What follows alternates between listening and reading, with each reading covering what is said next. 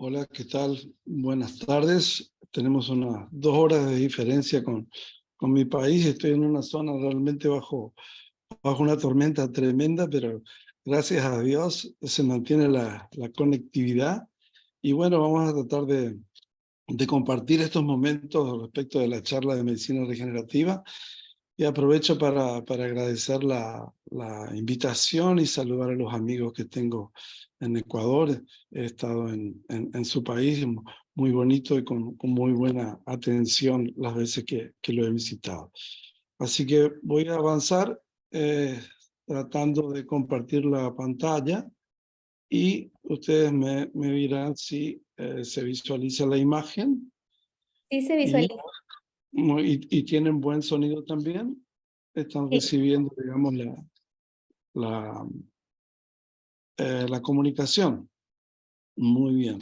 Voy a ir a la presentación, eh, donde voy a repasar un poco lo que comentaba la doctora sobre los objetivos de la presentación.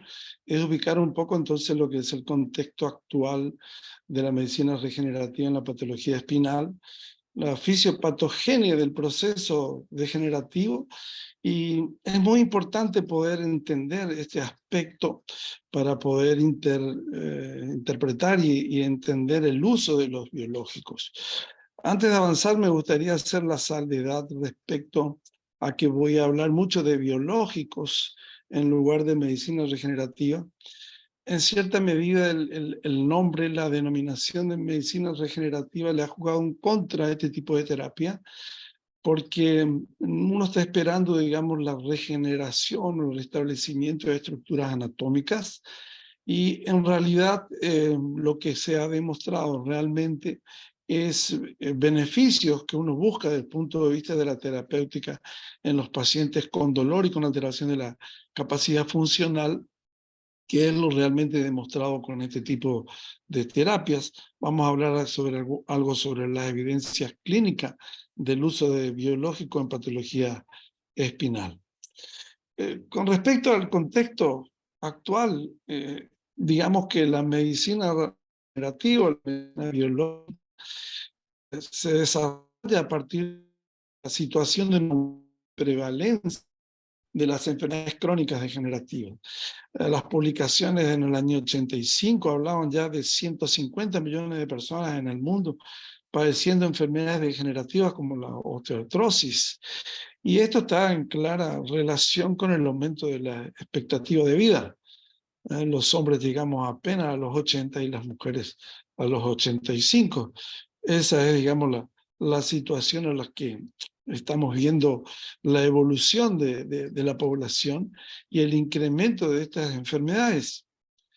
Enfermedades que van a generar una alteración en diferentes áreas del cuerpo, especialmente las grandes articulaciones, rodillas, caderas, etc. Y no está exento de esto el compromiso de la patología espinal, es decir, la patología degenerativa de la columna vertebral, que va a estar expresada fundamentalmente por un deterioro de la función y expresada por dolor crónico. Y esto va a generar en esta población la afectación de la calidad de vida. Esta es, digamos, la demanda que genera la búsqueda de respuestas en este sentido. También la medicina biológica o la medicina regenerativa ha tenido un desarrollo en los últimos años merced al cambio de estilo de vida. Más personas de 40 años y más han aumentado las actividades deportivas de fin de semana y aumento de incidencias de las afecciones osteomiodoligamentarias de tipo aguda, crónica, que han permitido el desarrollo de este tipo de terapias biológicas. Es decir que lo que estamos asistiendo es a una mayor población que está, digamos, en el área de la tercera edad, es decir, mayores de 65 años, y esta incidencia es mayor en las enfermedades musculoesqueléticas, siendo la mayor incidencia en low back pain, es decir, en el dolor de espalda bajo, ya sea de tipo mecánico y regenerativo, es la entidad más frecuente desde el punto de vista estadístico que podemos ver. La buena noticia es que esta patología tiene muy buen pronóstico si uno se educa, si uno tiene carácter preventivo de muchas de estas situaciones, conservar el peso, modificar el estilo de vida y la alimentación. Es decir, tiene buen pronóstico con las medidas conservadoras y el Colegio Americano, fundamentalmente el 2017, hace las recomendaciones y guías de tratamiento no invasivo que prácticamente van a lograr controlar esta patología o estas situaciones que afectan la calidad de vida en más del 80% de los pacientes. Si uno analiza estas guías de tratamiento, va a observar que existe evidencia para fuerte recomendación de todo lo que son las terapias no farmacológicas. Y para aquellos pacientes que no tienen una respuesta adecuada, existe la posibilidad también de fuerte recomendación con la terapia, la terapia farmacológica, con la primera línea de AINES, e inclusive opioides débiles y medicamentos como tramadol o antidepresivos duales como duloxetina. E inclusive la posibilidad del uso de los opioides siempre y cuando, ¿no es cierto?, uno analice claramente lo que es el riesgo-beneficio.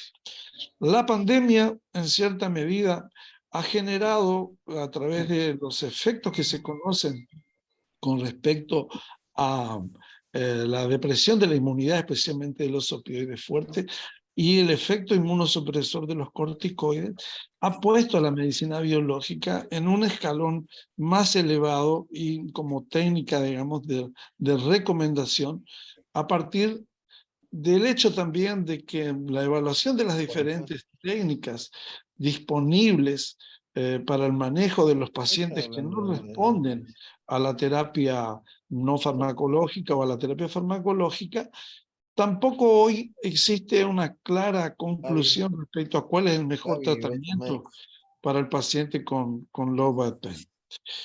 Pero en general, cuando uno analiza toda esta secuencia de publicaciones, vemos que se mejora el dolor, pero no se actúa sobre la progresión y evolución de los procesos degenerativos espinales. Y este es el punto más importante, es decir, nosotros podemos ver control del dolor, control de la evolución, pero digamos, el gran desafío es qué podemos hacer respecto a la progresión y evolución de los procesos degenerativos a nivel espinal.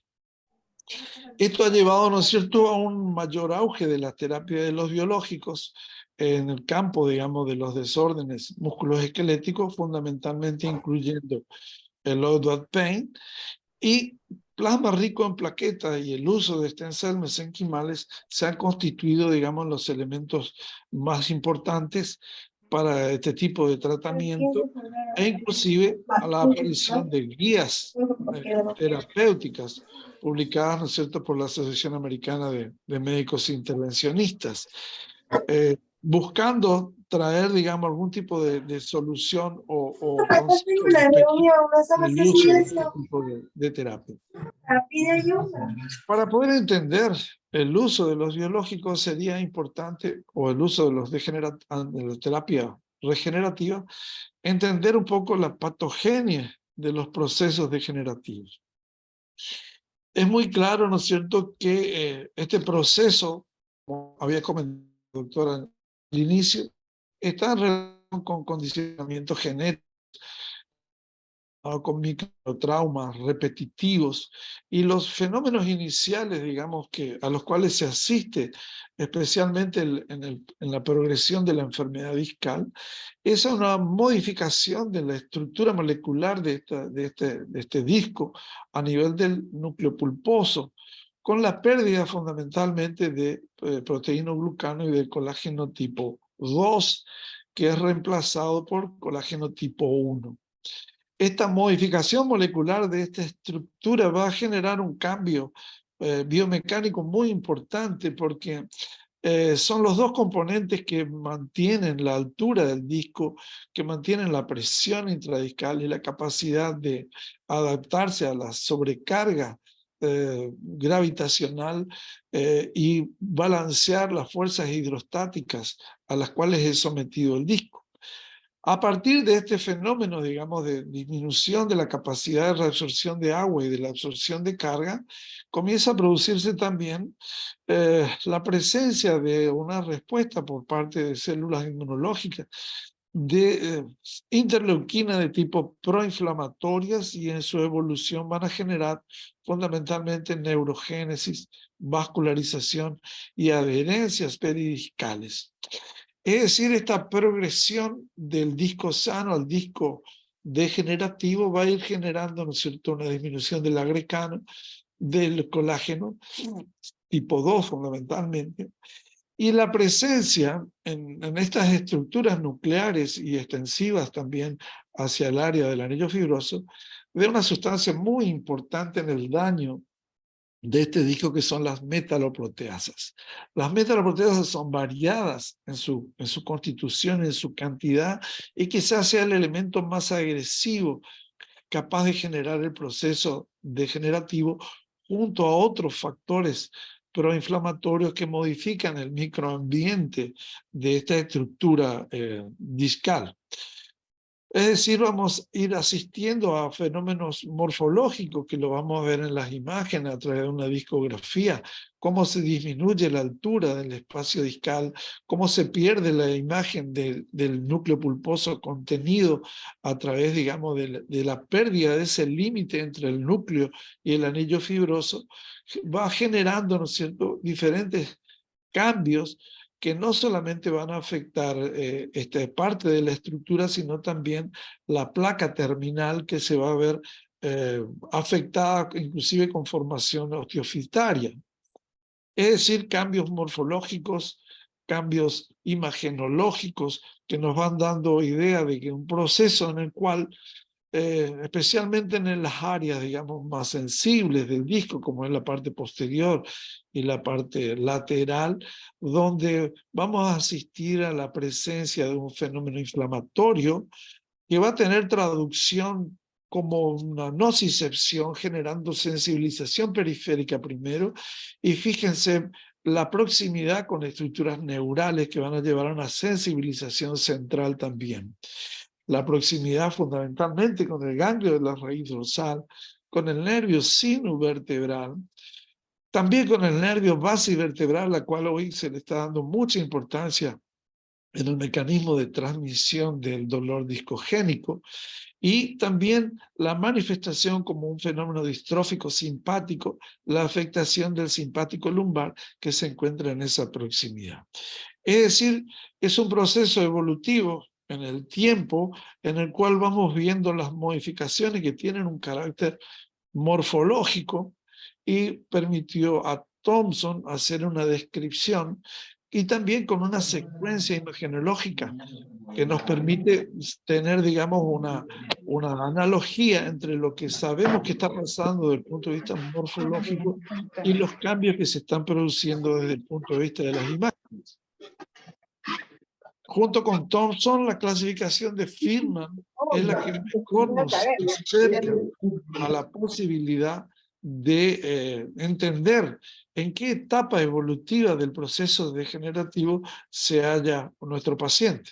Firman, a través de las imágenes en la secuencia T2 de la resonancia, pudo hacer una correlación con los cambios morfológicos y anatomopatológicos de Thomson para acercarnos, digamos, al diagnóstico evolutivo de este proceso, fundamentalmente a nivel discal. Y más recientemente se ha visto una analogía entre los cambios morfológicos de Thomson, las imágenes de Firman y algunos cambios que se producen a nivel de la placa, fundamentalmente conocidos como cambios Modic, que tienen una clara correlación y nos están informando del daño que se produce en el disco y su manifestación a través de una fuente discogénica o un dolor de origen discogénico a partir de estos procesos. Indudablemente que la carga gravitacional se extiende sobre el disco, fundamentalmente, que absorbe prácticamente el 70% de la carga gravitacional.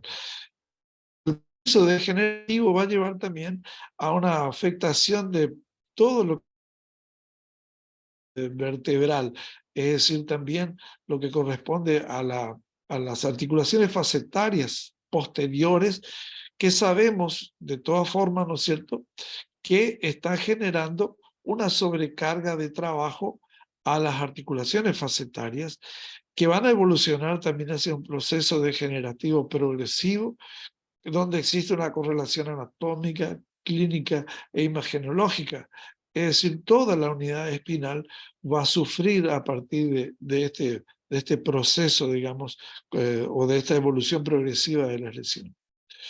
Ahora bien, estos cambios clínicos manifestados a través de dolor y disminución de la capacidad funcional y las imágenes que nos están revelando la presencia no nos informan de lo que en profundidad está existiendo, que son los cambios moleculares a nivel del el área, digamos, degenerativa.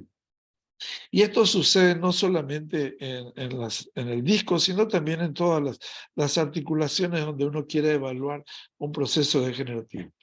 Fíjense ustedes que el proceso inicial, probablemente relacionado con una apoptosis condrocítica, empieza con la presencia de algunas células inmunológicas de tipo de macrófagos y mastocitos y presencia de interleuquinas proinflamatorias como el factor de necrosis tumoral, interleuquina 1, interleuquina 6, etc., que generan lo que se llama una respuesta inflamatoria temprana y que va a progresar hacia inflamación sinovial, la absorción de cartílago en las estructuras articulares, y una segunda etapa con presencia, ¿no es cierto?, de elementos linfocitarios de tipo linfocitos T, linfocitos B, y mayor presencia de interleuquinas inflamatorias.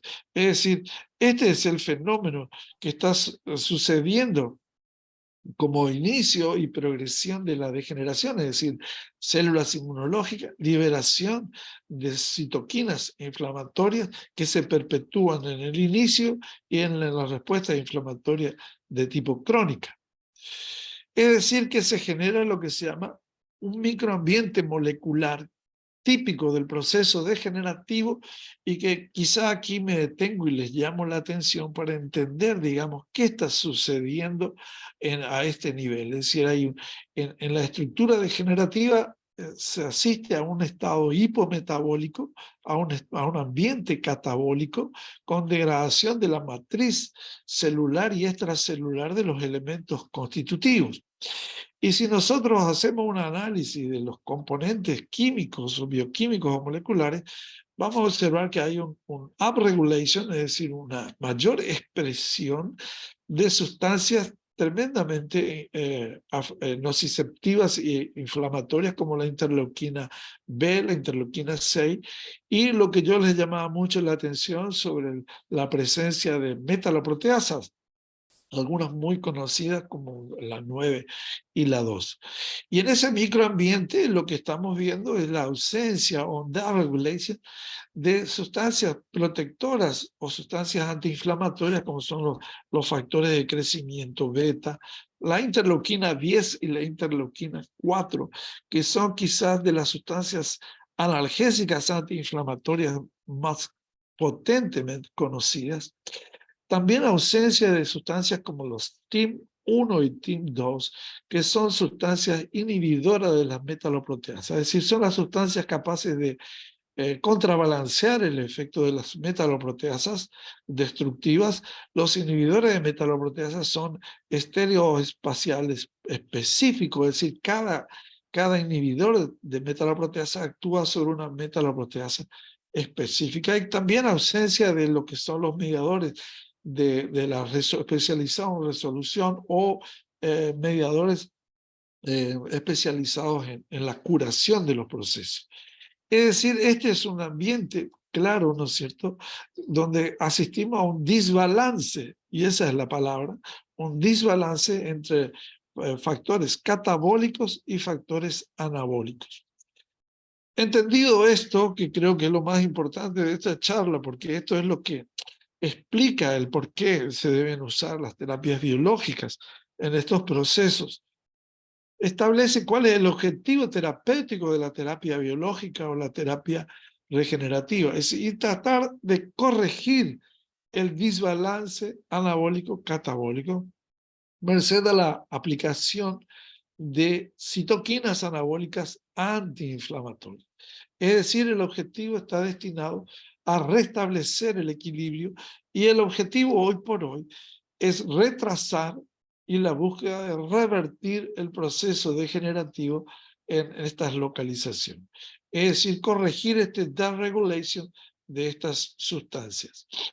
Es decir, hasta este concepto surge lo que es el fundamento teórico para el uso de los productos biológicos. Es decir, sabemos la situación, sabemos la ausencia de una serie de elementos que están generando, digamos, un proceso catabólico, y entonces vamos a ver qué elementos dentro de las herramientas biológicas pueden contrarrestarlo.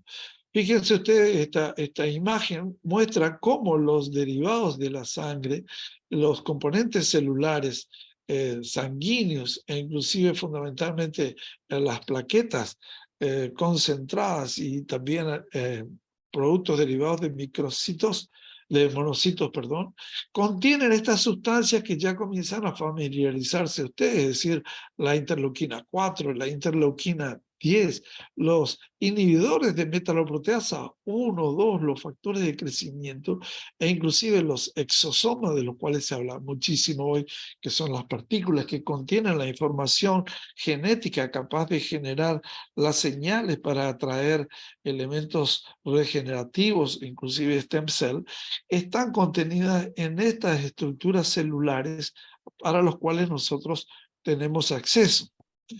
Si vemos aquí lo que es la evolución de un proceso reparativo, vemos que la curación a partir de la herida, de la hemostasis, pasa por un fenómeno de inflamación a un proceso proliferativo hasta la remodelación o el proceso curativo.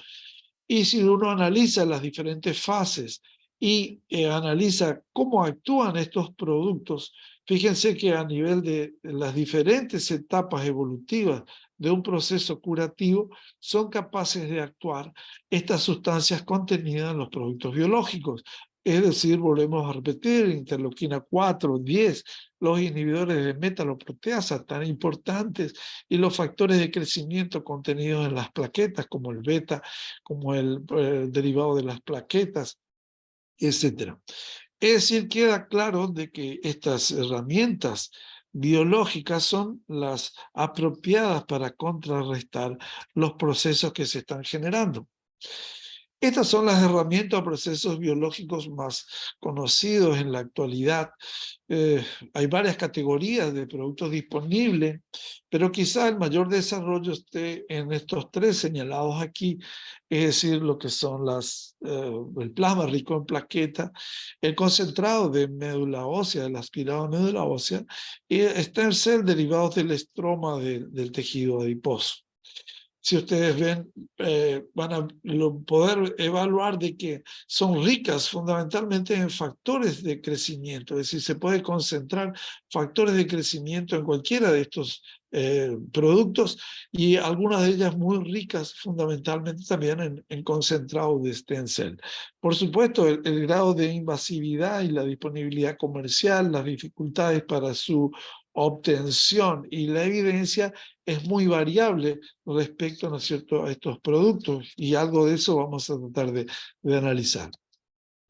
Es decir, estos son los elementos disponibles actualmente y sobre los cuales hay mayor evidencia o por lo menos bibliografía que lo respalda.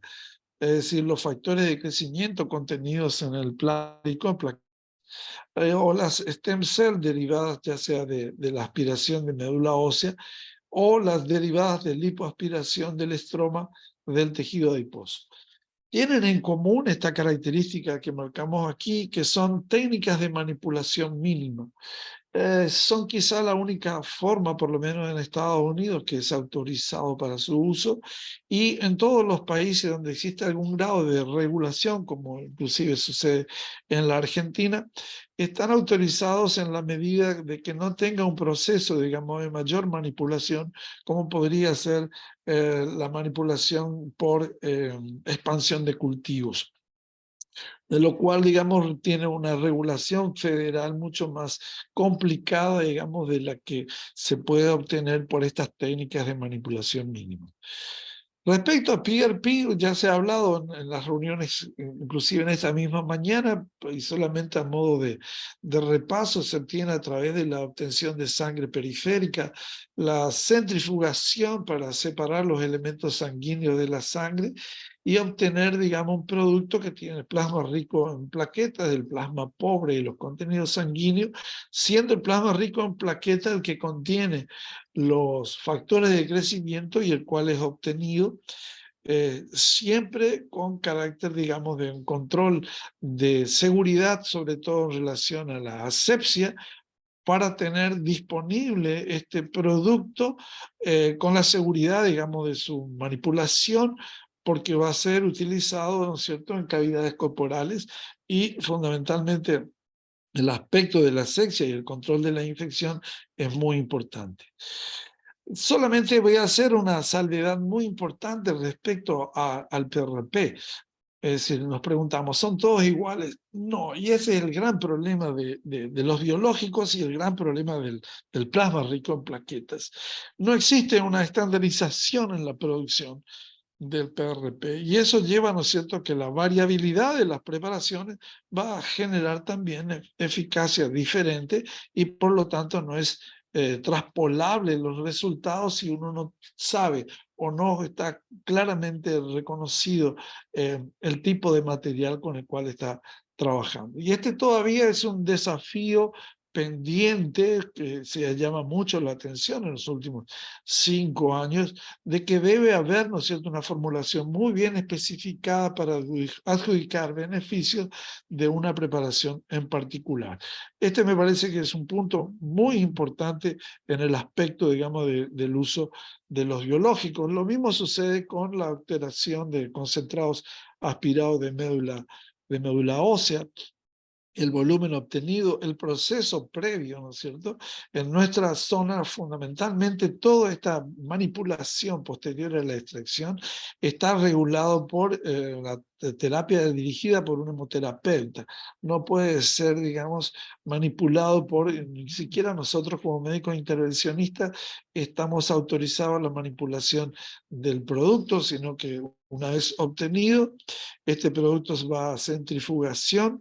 En el caso del BIMAC hacemos una floculación con manitol y ese producto sobrenadante, que es muy escaso en células o en stem cell, es el que se utiliza para la aplicación. Lo mismo sucede con los stem cell derivados de tejido adiposo obtenido por lipoaspiración a partir de una infiltración de anestésico evanescente. El material obtenido va a sufrir un proceso primero de degradación gravitacional y posteriormente va a sufrir un proceso, digamos, de separación del estroma por medio de sustancias proteolíticas, una segunda centrifugación hasta obtener un material de sedimentación denso, luego de un proceso que puede llevar entre media hora y 2 horas, hasta obtener el material diluido, ya sea habitualmente en fisiológico o puede ser diluido en plasma rico en plaquetas para aumentar, digamos, su capacidad biológica. ¿Hay alguna publicación que ya referida en los últimos años respecto al uso de la medicina regenerativa, de los biológicos a nivel espinal, que tratan de dar, digamos, soporte a este uso? Fíjense ustedes que esta publicación del Pain Practice 2020 está analizando el uso de biológicos, especialmente PRP, y también de células mesenquimales, ya sea tanto intradiscal, a nivel facetario, epidural y sacroilíaco. y hace referencia fundamentalmente al uso intradiscal, de que existen algunos estudios randomizados, controlados de nivel 1 y varios de nivel 4 sobre el uso de PRP intradiscal, y también algunos estudios de nivel 1 y nivel 4 para el uso de los stem cell mesenquimales y algunos de nivel 4 de carácter negativo. En cambio, en facetas, el PRP tiene para PRP estudios de nivel 1 y de nivel 4, y no hay estudios comparativos respecto al uso de stem cell mesenquimales en esta localización. Cuando uno quiere ver el uso validado de PRP en patología espinal, puede hacer esta revisión donde se observan los estudios clínicos de plasma rico en plaquetas en enfermedad discal degenerativa desde el 2011 al 2018, y puede ver de que la mayoría de ellos son serie de casos. Hay solamente un estudio doble ciego randomizado y con variabilidad de pacientes, número de casos pequeños, y cuando se hace referencia al tipo de PRP utilizado, la mayoría usa, ¿no es cierto?, los pobres, la mayoría rico en leucocitos y en algunos casos pobre en leucocitos. Mientras que algunos trabajan con activación, mientras que la mayoría no realiza activación del material biológico. De manera que la evidencia no es una evidencia contundente, sino que aún falta correr mucho agua bajo el puente hasta poder afirmar, digamos, con certeza los beneficios. Pero lo fundamental es que la bibliografía es creciente, como así también, por ejemplo, el uso validado de los stem cell mesenquimales en la patología degenerativa espinal, como esta publicación de Kumar, donde se comparan una pobre población de pacientes con stem cell derivados del estroma de tejido adiposo, donde se puede observar que a través de la valoración de los índices de dolor y algunos índices digamos, de recuperación como los Austri, se observan mejorías significativas de los pacientes respecto a estos parámetros, e inclusive se ha visto rehidratación de disco intervertebral en 3 de estos pacientes. Esta otra publicación de Pekin de 26 pacientes utilizando material autólogo de médula ósea también evalúa un alivio de todos los pacientes tratados, e inclusive un dato muy interesante que es la mejoría del grado de Firman en 8 de estos pacientes. Estas son las características imagenológicas de un paciente con dolor axial, que puede tener dolor axial y radicular, y que nos encontramos con este tipo de imágenes, en los cuales nosotros tenemos, digamos, clara evidencia de que hay un componente degenerativo y utilizamos esta sustancia, especialmente PRP. Aquí mostramos algunas imágenes del acceso al disco, es el acceso retrodiscal en una posición oblicua, la localización en varias posiciones para asegurarnos el posicionamiento de la aguja intradiscal.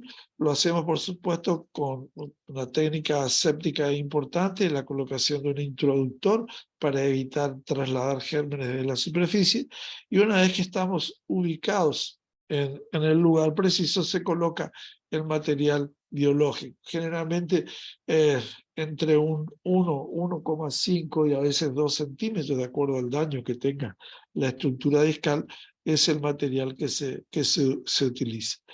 Hay publicación creciente respecto al beneficio del plasma en cuanto al proceso degenerativo, es decir, no ya solamente evaluando el alivio del dolor o la capacidad funcional, sino también a efectos en cuanto al retraso de la evolución del proceso degenerativo. Y estas publicaciones 2020, 2021 revelan, ¿no es cierto?, que tiene claramente un efecto antiinflamatorio, un efecto antioxidante, que inhibe la actividad de la metaloproteasa y que puede generar proliferación de la matriz extracelular. Es decir, la información es muy positiva, muy favorable en cuanto a lo que se va acumulando en información. Y hoy por hoy nosotros podemos decir de que hay estudios que soportan el uso de la inyección intradiscal, especialmente de PRP en la enfermedad degenerativa, de que hay mejorías significativas, sobre todo en cuanto a dolor y algunos índices de discapacidad, pero es claro que faltan más ensayos randomizados, ¿no es cierto? Sobre todo para evaluar no solo la efectividad en la enfermedad degenerativa, sino fundamentalmente el pronóstico a largo plazo. Ese es un poco, digamos, el estado actual de la bibliografía. Con respecto al uso de biológicos por vía epidural caudal, esta es una opción terapéutica que ya fue publicada hace unos años. Hace poco fue publicado este doble ensayo randomizado del doctor Ruiz López respecto al uso epidural en pacientes con dolor espinal por enfermedad degenerativa crónica compleja, es decir, cuando hay enfermedad multinivel, basado un poco en todo el conocimiento, digamos, de la biología de estos productos y la capacidad de actuar, inclusive en esta patología compleja con canal estrecho, generando un efecto, digamos, antiinflamatorio, descongestivo de estructuras neurales atrapadas en un canal estrecho. Técnicamente, fíjense que uno debe tener alguna clara evidencia de la estructura sobre la que se va a trabajar, sobre todo la localización de lo que es el hiato sacro, que es el área, digamos, de introducción, la imagen fluoroscópica que nos asegura la presencia o la localización en el espacio epidural, y allí se coloca el material biológico suspendido a veces en solución fisiológica o depende del contenido, la concentración de plasma obtenida, que en algunas circunstancias son entre 5 y 10 centímetros cúbicos se pueden obtener. ¿Cuál es la evidencia respecto a las inyecciones epidurales? Y hay solamente un estudio de alta calidad, un estudio randomizado.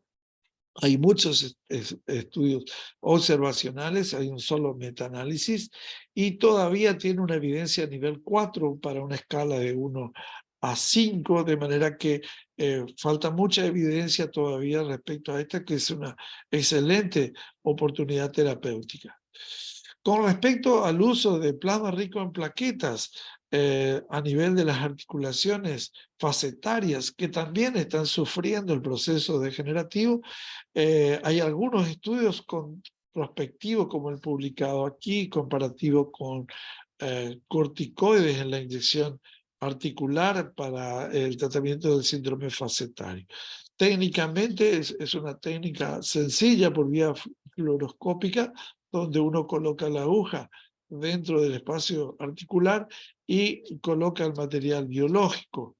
Por lo menos este estudio comparativo de Pain Practic muestra que PRP es tan efectivo y seguro para el tratamiento del síndrome facetario respecto de corticoide, y quizás sea mucho más efectivo por su duración a largo plazo. Esa sería la ventaja del biológico respecto del esteroide y los efectos adversos.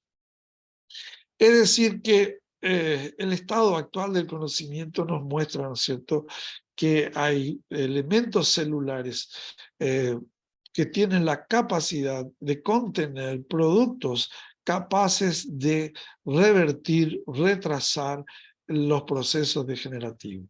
La investigación va en ascenso, probablemente la evolución hacia el aislamiento de los exosomas, que son probablemente las moléculas terapéuticas que son contenidas en estas células, y muchos de estos elementos de RNA mensajero y RNA no codificado expresan, digamos, que el mecanismo biológico está contenido en estas estructuras, y los exosomas tienen la ventaja de ser menos inmunogénicos y la posibilidad de el uso halogénico y no solamente autólogo. Se sabe que estos productos son capaces de actuar sobre la apoptosis celular, la inflamación, el estrés oxidativo, la senescencia celular y la secreción de citoquinas proinflamatorias, induciendo hidratación del núcleo y proliferación de núcleo pulposo, favoreciendo la síntesis de material de la matriz celular, es decir, inclusive generando atracción de los stem cells hacia el sitio, digamos, de acción que uno quiere lograr. ¿Qué interrogantes nos quedan en la hora actual, digamos, sobre la duración del efecto terapéutico de los biológicos? Muchos de estos productos son de vida media corta, de manera que deberá todavía definirse algún protocolo respecto al momento y al estadio y la dosificación de estos productos. Saber qué pasa en el tiempo sobre algunos efectos no esperados, por ejemplo, el desarrollo de fibrosis, hipervascularización e inclusive oncogénesis, modificación del ambiente local donde actúan estos productos. Pero no obstante eso, se puede decir a modo de conclusión de que son una opción segura. Es importante estandarizar el tipo de biológico, especialmente si trabajamos con PRP. En las inyecciones intradiscales, intrafacetarias, epidurales, está demostrada una reducción significativa del dolor y mejoría de la capacidad funcional.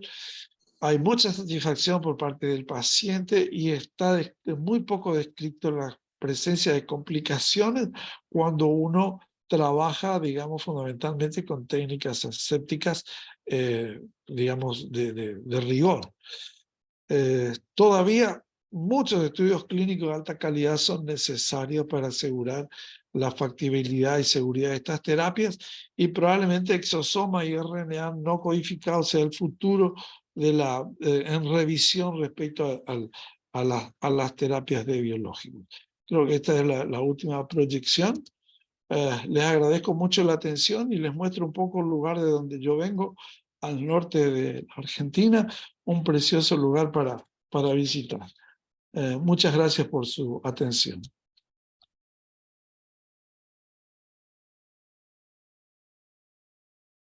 Muchísimas gracias por su generosa colaboración, doctor, con nuestro simposio de Educación Médica Continua de nuestra Sociedad Ecuatoriana para Estudio y Tratamiento del Dolor. Realmente esta charla es muy importante para nosotros, para ponernos al día de cuánto puede ayudar los productos biológicos en la enfermedad degenerativa de la columna lumbar como una alternativa. Voy a revisar el chat por si hay preguntas del auditorio que pueden hacerlas ahora. Está abierto el espacio.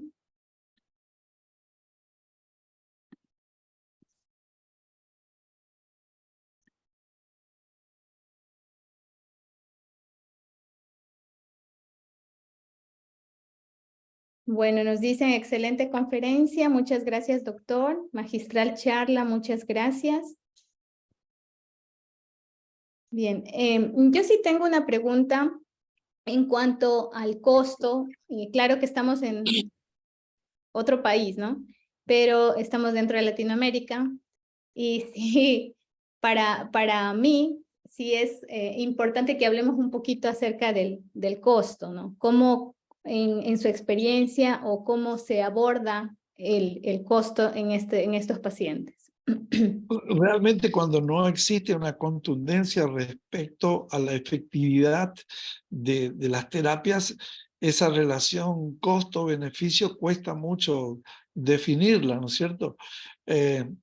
Básicamente te diría que este tratamiento, especialmente con PRP, en el país puede estar entre los, pues si lo vamos a llevar a una moneda internacional, calculemos entre $1.000 y $1.500. Y esto se duplica probablemente cuando se trabaje con stem cell mesenquimales, ya sea por la obtención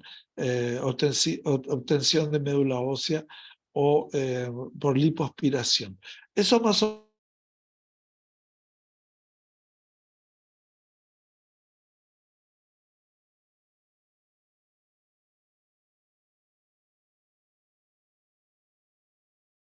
una regulación respecto al personal que debe trabajar, de manera que eso aumenta la seguridad aumenta la calidad de los productos, pero también incrementa los costos.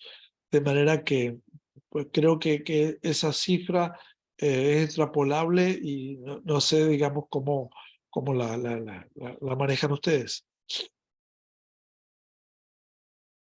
Bueno, acá justamente también quería que nos hable un poco acerca de cómo allá se preparan los productos para ser administrados, los productos biológicos, porque acá no hay ninguna regulación, ¿no? Y ya hemos conversado de este tema en otras ocasiones por pacientes con usted y nos había comentado que allá sí es regulado, ¿no? Sí, ese es un punto importante, varía por estado, ¿no? Mi país es un país federal y cada ministerio tiene, digamos, su incumbencia respecto a la regulación, sobre todo de hemoderivados. De ahí, digamos, la incumbencia de hemoterapeutas y bioquímicos en la preparación de este tipo de materiales. No así en la obtención, que está hecha, digamos, por personal, que inclusive la obtención de lipoaspiración interviene un cirujano plástico o un cirujano general, pero sí en la manipulación del material biológico debe estar involucrado, por lo menos en mi región. Pero sé que se utiliza, y eso lo deben conocer mucho, carácter anecdótico, que a veces la preparación lo hace el mismo intervencionista con su centrífuga, con su lugar, y bueno, el estándar allí es lo que define la calidad del producto, es decir, lo debe conocer muy bien y debe ser en ese sentido un material seguro, porque lo va a utilizar en cavidades a pesar de que existe cierto grado de protección respecto de la infección, pero yo creo que uno no puede quedar supeditado a ese aspecto, digamos, digamos, de protección divina. La asepsia es fundamental, la manipulación aséptica es fundamental. Nosotros nos sentimos muy confiados en trabajar con un hemoterapeuta, trabajar con una campana, digamos, de filtrado laminar, y puedo hablar respecto a eso, digamos, y no respecto a otras técnicas que no estén reguladas o que no estén avaladas. Entonces, en tus procedimientos siempre va a estar presente un hemoterapeuta para la preparación. La otra opción que existe son los preparados comerciales, especialmente para PRP, que se utiliza mucho en todo el mundo, especialmente Estados Unidos tiene la posibilidad. Creo que un costo de un kit debe estar entre $300 y $500. Esa es otra opción porque allí la manipulación es mínima, el kit te permite una manipulación técnica muy segura y en esa circunstancia no se necesitaría, digamos, del hemoterapeuta. Pero mientras nosotros no tengamos acceso a esa tecnología por una cuestión de encarecimiento de los productos, estamos, por lo menos en mi región, supeditados a la presencia de personal, digamos, de hemoterapia. Adelante, doctor Manuel, con su pregunta. Doctor Benítez, muchísimas gracias por su conferencia. Quería que me aclare un asunto. Usted dijo que había que todavía estandarizar la preparación del PRP.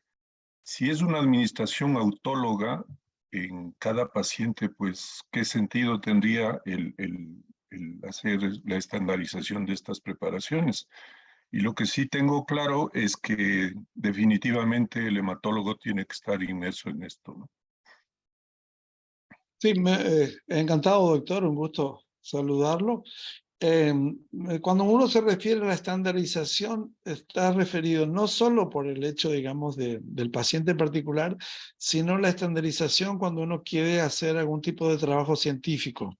Es decir, para decir, este es el material con el que yo trabajo, tiene tal concentración de plaquetas, es rico en leucocitos o pobre en leucocitos, es activado o no activado. Es decir, ese sería el concepto de la estandarización, poder transmitir, digamos, la experiencia en función de un material claramente identificado. Ese creo que es el fundamento más importante de a lo que me refería con estandarización, porque es un problema en la lectura de los trabajos científicos donde no está especificado, digamos, el material.